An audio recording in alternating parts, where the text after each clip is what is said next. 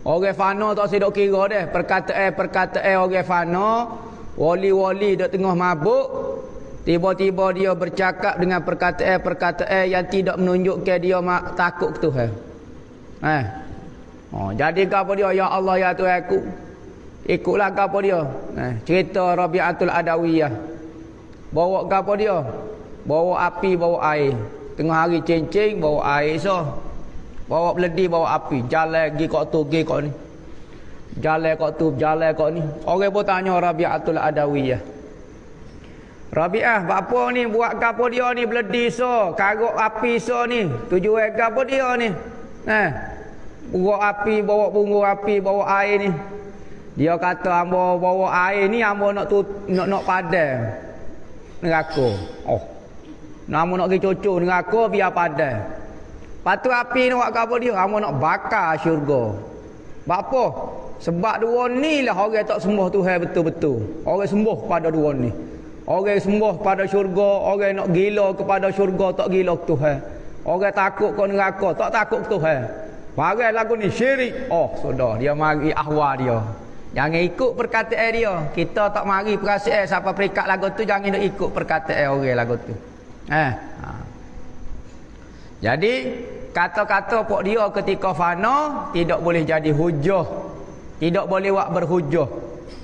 Maka manusia ini katanya Ibn Haddad di dalam mata hikayat dia kata perkataan manusia, perkataan ni kena takwil.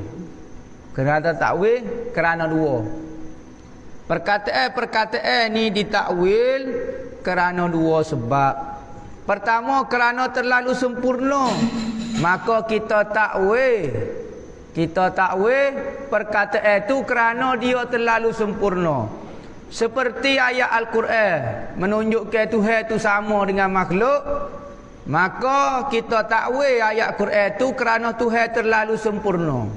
Apabila Tuhan itu sempurna, maka ditakwil ayat Quran itu kerana kesempurnaan Tuhan. Dia panggil ditakwil kerana sempurna. Kedua, ditakwil kerana kekurangan, kerana aib benda ni. Apa dia?